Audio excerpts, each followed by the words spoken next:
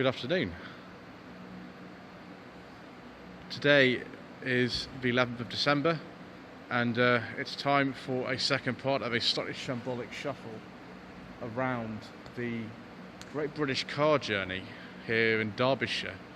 We've already filmed part 1, there's a link to that in the description below, and now it's time for part 2, area number 5, some Roots Group cars. 1960 Sunbeam Rapier, beautiful coupe with mechanicals from the contemporary Hillman mix, the Aldax series. Nice wooden dashboard. 1955 Sunbeam Talbot Alpine Convertible. This is similar to the car that was used in the Hitchcock film To Catch a Thief. I think it was this colour actually. Is that a beige leather interior, viewers? I do like a nice beige leather interior. If that is actually, if it actually is leather, it might be vinyl. Oh, 1971 Humber Scepter. Very tasty, viewers. I do like this kind of thing. And that might be leather as well, but I don't know. It's got the same steering wheel as these sort of Hillman Hunters and other cars that this Arrow design was incorporating. We've got a rev counter and some wood, and there's an automatic, and there's a sort of vinyl roof, and I like the colour, and I get too excited, viewers, sometimes. I also get excited by this Humber Super Snipe. This is similar to the car that was used in the 1967 episode of The Avengers called The Fear Merchants, driven by Garfield Morgan of all people from the Sweeney in an early role. Yeah, 67, so it's a little bit later than the car used in Avengers. I think that was a 64 or 65 in sort of grey with red interior. Similar to the Super Snipe, but not exactly the same, was the Humber Hawk. This is again a very late one. It was owned by the judge from the Myra Hendley and Ian Brady trial. It's called Sir Fenton Atkinson. Let's have a look at the interior of this one as well. Yeah, still loads of wood. Very kind of lovely smell in here too. And lots of space for all your wigs if you're a judge. So it's just a Hawk Vogue, but we haven't even got a rev counter in that one. Amazing condition, like so many of the ones that are here. 1955 Hillman Mix Californian. Very sort of typical colour of the period. Primrose yellow with a red roof. Yeah, very 50s. This, however, when it was launched in 1970, bang up to date. Where was you and your Hillman Avenger? Yes, in 1979, Tim Hart from Steel Eye Span recorded a single called Hillman Avenger, and I shouldn't sing on camera, viewers, but a very early one. This looks like quite a high spec model. It's got the fog lamps on it as well. Essex plate, 1970 only, because this is an H, which is 6970 plate, came out in 70, so very early one. The strip speedometer and the dash, which unfortunately hasn't quite survived so well. Now you can drive a Chrysler Avenger, which is the later version of this in the Experience, called Drive Dad's Car. I know that Ian Seabrook and Steph from My Driver Classic have been to the museum, viewers. You don't need to tell me. I wanted to come here for some time, and here we are. Yes, but I did arrange with the museum to shambolic shuffle my way around before I came, and we might be driving some entertaining cars a bit later on. So we've now in the next section, Ford and Vauxhall Mark II Cavalier from 1982, pre-facelift. This was a revolutionary car for Vauxhall and General Motors in general, the J car platform. Just a 4-speed gearbox, very sort of what I would call a craggy fascia in this. Is this just an L or something like that? So put Pioneer speakers at the back. Yeah, it's an L. I wonder if this is for 1.3 or 1.6. Next to it, pre-facelift Sierra. So it's 1.6 L. I don't think they had 1.8 until a little bit later. Yeah, it's just got a 4-speed gearbox in it as well. I know a certain Mr. Quirk from the Planet Auto channel might be interested in this, but the earlier L's had a different front end from this, which was even more basic, and the base model was ridiculous. It had an unpainted grille in this kind of area here. Those are really rare now. Ooh, haha. 1981 Vauxhall Astra. It's being Mark 1. 81 was the first year I think they built in Ellesmere Port. Ooh, craggy fascia in here as well. Only a 4-speed gearbox, but at least be modern looking interior for the time. And a bit more luxurious than a Mark III Escort. It is a 1300S. Wow, so this will have the 75 brake horsepower engine in it. Amazing. Yes, there's something I just saw there, but we'll come back to in a bit. And here is a Mark III Ford Escort. I've driven one of these before. I drove it on 3 Jacket Reviews in October 2020. But this is, oh, look at that poverty spec. It's only got one mirror. Oh, here we go, viewers. 4-speed gearbox. No radio. Well, this would be a Escort Saloon or something. An L? It's an L. You didn't even get a radio. No, that's true. Yeah, you did get a radio. Nothing. No rear wiper. Nothing. Misery. Ooh, a Mark II Astra Celebrity. Yes. From 1987. This is a pre-facelift. When I was younger, a friend of mine at primary school, his parents had a Mark I Astra Celebrity. See what it looks like in the back of a rubber spoiler. Yes, it looks like a dealer special edition with a little sticker on there. From Wigan. Maybe this was a run-up model to use up stocks of pre-facelift parts. Look at that indicator stalk there. It's a very definite thing, I must say. 1988, which I can't believe. I think this is probably manufactured in 86. Ford Capri 2.8 injection. I have actually driven one of these, viewers. I drove it on 3 Jacket Reviews last year. And it was only a 4-speed. It was a forest green 82, so a very early one. This is a very late one. I think it's a late registration. Yeah, it's an 88. It's very, very late one. There is a Capri that you can drive in the Whoever's car experience here. It's a 1.6 laser. And, oh, viewers. 1972 Ford Granada 2.5 GXL automatic. This is not the same car used in the Sweeney. I think it's the same colour. I forget the name of this sort of bronzy colour. I'm sure people will tell me what it is. It's definitely an automatic. It's definitely got the 2.5 V6 engine. Early hubcaps. At this time there was no gear badge Granada. It was just the 2.5 GXL. We'll get to that Cuttino in a second. 1981 Ford Fiesta Fly by Crayford, based on the Supersport, which was a sort of predecessor to the XR3. Oh, you even got a rev counter in there. How posh! A rev counter and what looks like collar check seats. So I'm not sure they're called that on a Fiesta. They are called that on a Capri. 1966 Vauxhall Ha Viva.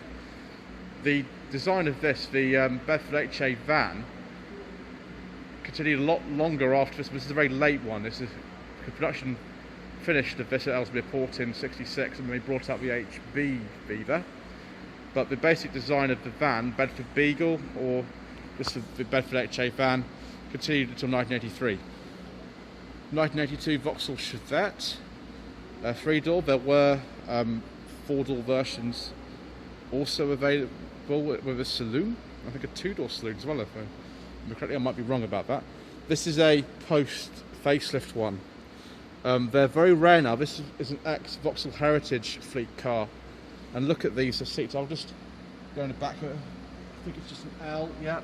All Chevettes, apart from the sporty ones, have the same 1256cc engine, which is a version of the, I think it was the 1 litre in this HA Viva. It was the same type of engine used in this car. When I was younger, my childminder's parents had one of these. I think it was a slightly upgraded model, had a rear spoiler, but it was a blue one. I think it was on an X. I used to travel the back of that, so I'd be fascinated to drive one of these. They're very, very rare. I'm not sure you can drive this particular one yet, but perhaps at some point. Mark 1 Cortina Estate with the little side flash down it. It's a 65, so it's a facelift one. It still says console on it as well. Interesting. I don't know actually what trim this is because the boot's up and I'm not tall enough to see. The car that Vauxhall made at this time was the Victor 101. I don't know what this is, the Super or the Deluxe or whatever. I think they had to be careful walking down here.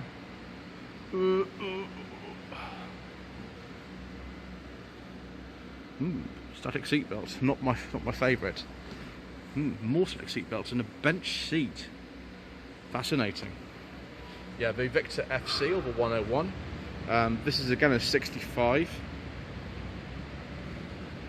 You could get, I think, a column gear shift or a floor gear shift in these. There's actually one of these in an episode of the Champions. I think it's called the Body Snatchers, from what I remember, by Terry Nation. Vauxhall had a deal with producers of Champions to supply some cars, and one of them was Victor 101 Estate that's in a car chase versus a Mercedes driven by Bernard Lee of all people. So this 1970 Ford Cortina ambulance was converted from a standard estate by Herbert Lomas in Wilmslow, and this was used by a firm in Ilkeston as an on-site ambulance. They were a manufacturer of wooden buildings. Vic Hallam Limited. It was actually used only by them for about 10 years. They didn't particularly need an on-site ambulance, they could have coped without, but Vic Hallam himself, I think he was still in charge of the company at the time, wanted to have all the facilities for his staff, and so he had one of these. I think he did about 3,000 miles before it was then bought by the Hino division of St John Ambulance, and then it was passed into the hands of a private collector. Right, let's go in now to troubled times with the British Leyland and Michael Edwards. Yes, he was an interesting person. 1980 Triumph TR7 Convertible. There's one of these in an episode of Professionals called Kickback. Look at that interior, just amazing. A bit different than the TR6, really different. 1971 Ford Transit camper. See if there's any space to go on the front. Yes, I think I'll just about do that. We can see the interior just there. It's a Transit Custom, okay. Yeah, it's not the long nose one, which was forbidden fuel ones, or the 6-cylinder ones. Mini Clubman. JW. I wonder if this was supplied by British Leyland originally. That's a Birmingham plate. There we are. Oops. A little bit more modern inside. Some of those earlier minis. There's lots of minis here. Yeah, 78. I found his first car. Found his Delorean Richard, I believe. 1988, Daimler DS420, very, very imperious. 1972 Jensen Scepter, Mark III. I think I can't remember if one written by Robert Vaughan, The Protectors, which was 1970. I can't remember if that one was a Mark II or Mark III. Big Chrysler V8, body by Vignale, blue leather interior. Very late Rover SG1 Vitesse. There's quite a body kit on it, this one as well. Wow, massive front end. I think that's actually standard. 3.5 litre V8, of course. Later interior. Lots and lots and lots of gauges. Excellent. Someone's done some very good parking not to hit the back wall there. Yes, we'll come to you in a second. MGB GT V8 in a particular olive green colour. I'm sure the British Leyland enthusiasts out there will tell me what colour this is. I don't know, so I'm not going to say. 75. Yes, there's not many of them around at all. And that one's got less than 5,000 miles on it. Oh, viewers.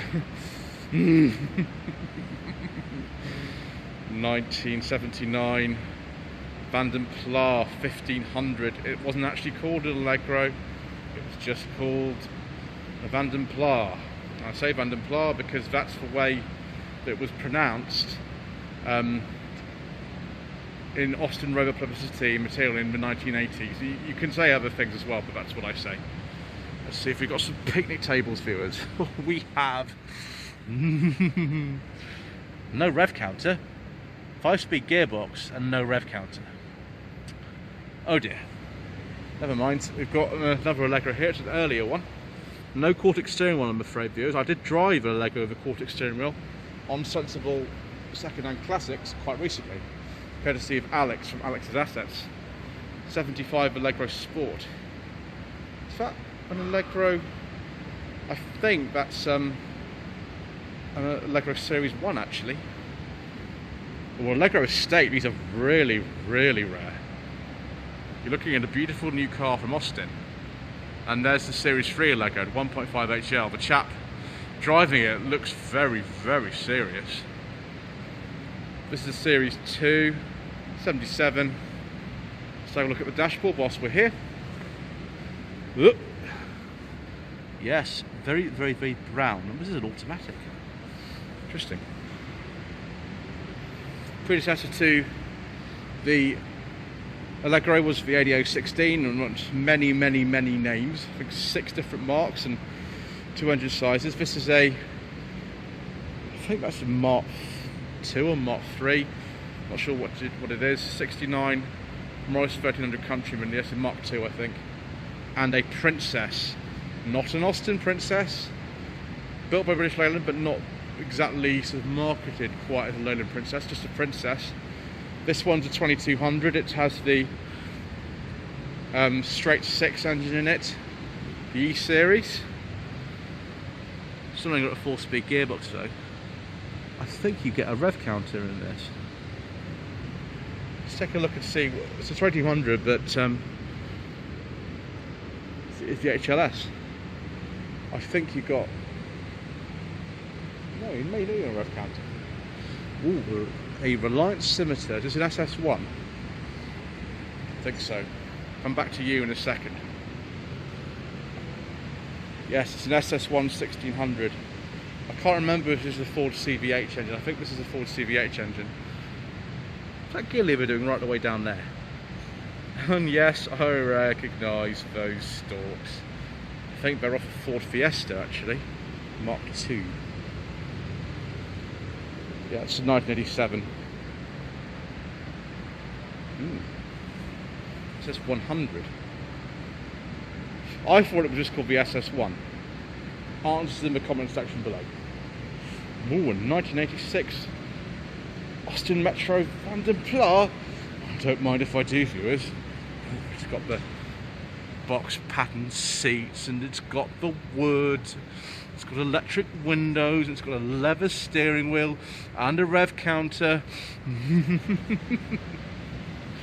Oh viewers, I'm getting far too excited again. I've actually driven a Metro Vandomplar. It's a Mark 1, this is a Mark 2. On the channel on Second-Hand Classics, so it was about sort of September or whatever I did that. This is a bit different though. This is a base model Metro, probably a 1 litre. Very, very low mileage, vinyl seats, and just nothing. No rear wiper. Oh no, rear wiper.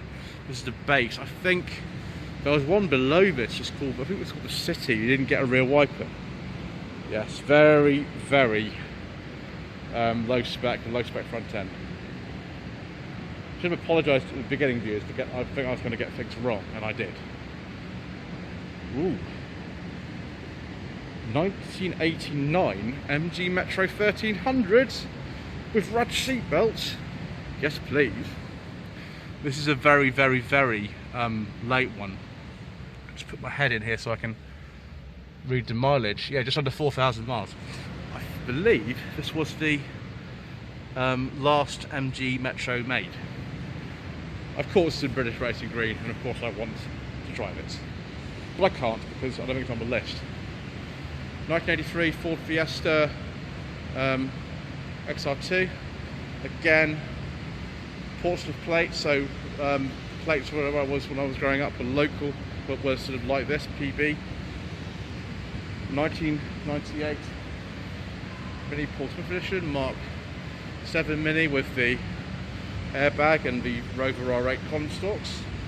Oh, Triumph Acclaim CD. Oh, it just gets more exciting. Yes, the CD was top of the range Acclaim, and it's got electric window switches and all kinds of things. This is even better. This is an automatic one, called Patriomatic. It's going to get... Oh, I have got wind noise. I do apologise, viewers. Yes, there we go. And if I put the camera in this hand, perhaps we could see, yes, the electric window switches, the coin tray. Oh, viewers, I'm getting much too excited. I'm going to have to get out of here before I get far, far too happy. So, 1988 Rover 213S. I've actually got a review of one of these on No Budget Reviews. I filmed one earlier this year. View by the name of Patrick actually has one. It's exactly the same as this, and of course it's kind of similar to the car used in keeping up appearances, although this is not the same colour. 1995 Ford Mondeo. This is a 1.8 LX, and yes, the headlamps are already going yellow because that's what they do. Bumpers look pretty good though. Just the LX with the wheel trims. Nice, lots of moulded plastic and a blue steering wheel, blue dashboard, blue seats. 1981 DeLorean Dmc-12. That was on display at the NEC Classic Motor Show, Classic Car Show last month, and we filmed it in some epic shambolic shuffling. 1987 Austin Maestro City X. It's a bit of 1.3. Oh, I almost fell over there, viewers. It's always a danger with these, I might fall over. I did almost fell over then, I'm not quite. So this car, wow, it's done not many miles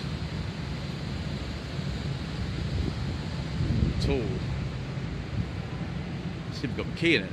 Don't start it, viewers. Ooh, 16,000 miles. Only a 4-speed gearbox from Volkswagen. I've driven many Maestros on my channel, viewers. You go on No Budget Reviews playlist, you will see many of them. And also 2 Montegos. This one's an MG. I don't think it's No Budget Reviews money, I'm afraid. It's an 89. But I want to drive one because then I can be just like Ian Ogilvy. Actually, he didn't actually drive the MG Montego Turbo, he just had a passenger ride. Oh no! I think he drove it on the road, but Steve Soper drove it at Thruxton in the video. It's on YouTube. I should have apologised for getting things wrong at the start of years. That's just the way it goes on this channel. 1988 TVR 350. Oh, viewers, I think this is a 1991 Ford Sierra 2-litre gear. This is a facelifted Mark II Sierra. Look at that. Different dash and steering wheel. It's an auto. It's, look at all those electric window switches lined up there, and the smoked rear lenses, and oh, viewers, I'm getting too excited again. I must stop. It's not helping me though. Next to it we've got this 1982 Ford Cuttino 1.6 GL, one of the last Cortinas ever made. Look at that. Wood interior. This is a Cortina 80 or a Mark V. Both names were sort of, I think, used in the enthusiast community, although I think it was marketed as Cortina 80. Ooh. A Rolls-Royce Silver Shadow 2. Owned by a gentleman who enjoyed some headlamp wiper action. In fact, the Sierra's also got some headlamp wiper action. Who sold little kind of, pocket umbrellas and other sort of low-price goods to Woolworths, and he made enough money to afford this 79 Silver Shadow 2. Oh, viewers, oh, again, too excited. Just deep breaths. Well done. Okay. 1992 pre-facelift Rover 214 SLI R8. I've personally owned two of these R8 Rover 200s in SLI trim. This is in pre-facelift one. There was a minor facelift in I think late 92, early 93, which had the different indicators on the front wings. And this is an earlier one, so 95 brake horsepower version 1.4 K series engine. The one that I owned, that was a sort of earlier one, it used to belong to Mr. Joe Miller from the Classics World channel. It's his company car. That was a 216 SLI automatic, so it was a little bit different from this one. But I owned a later one as well. It was a 96 216 SLI automatic.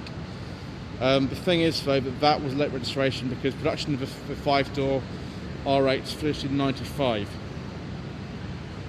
Ooh, it's a nice MGF. Very, very late one. Is that a part beige leather interior? Do look a nice beige leather interior, viewers. I haven't driven an F, but I have driven two TFs on No Budget Reviews. So it'll be on the playlist for your delectation, viewers.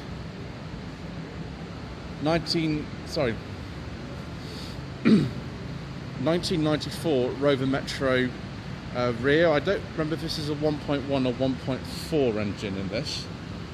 And you got a 4-speed gearbox. Oh, this is a 5-speed, sorry. This is a later Rover Metro, although then they became the 100 in 1995, which was not well received particularly at the time. Facelift Rover 75. I've had two on my channel and 3 MGZTs. This is the later type. I don't know what engine's in this, I'm not actually sure. I hope it's not a forbidden fuel one. We don't talk about diesels on this channel, viewers. It is. I better clear out of here quickly.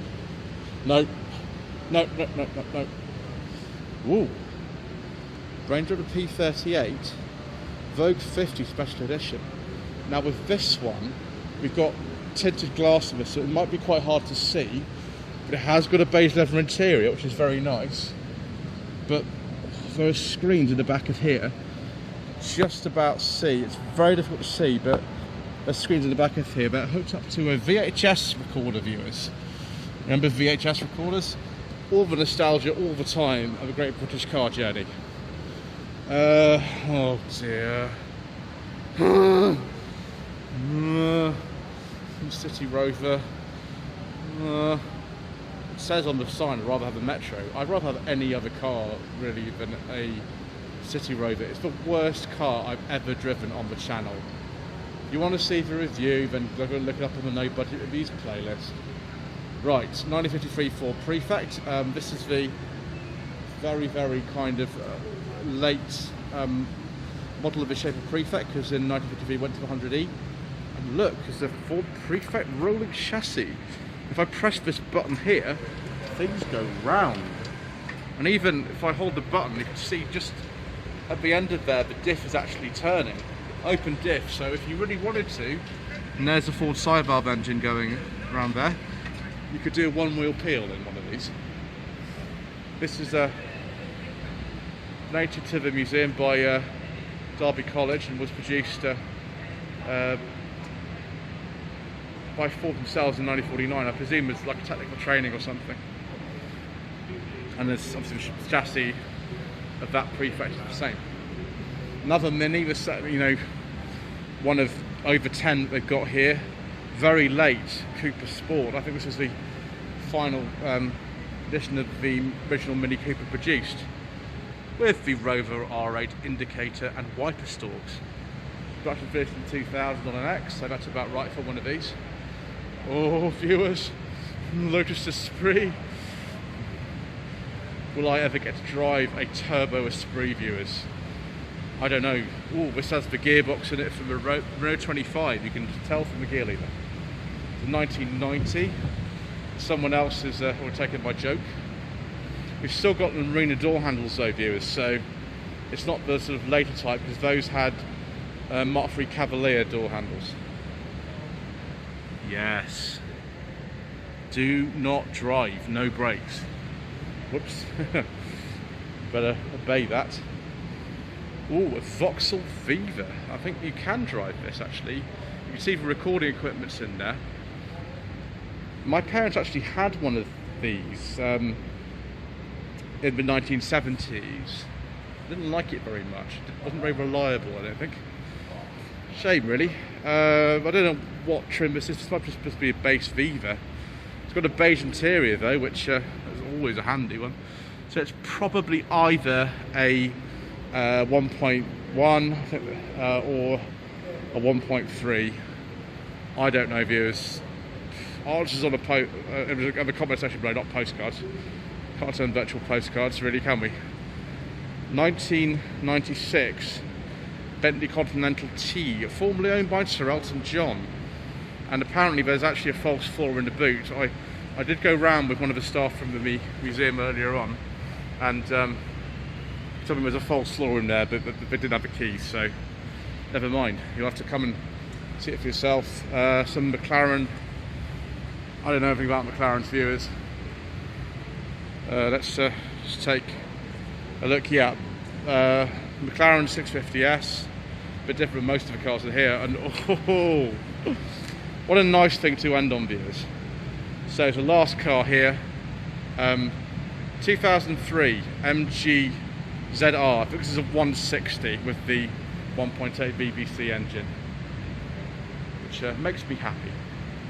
Anyway, thank you ever so much indeed for watching this second part of a slightly shambolic shuffle around the Great British Car Journey.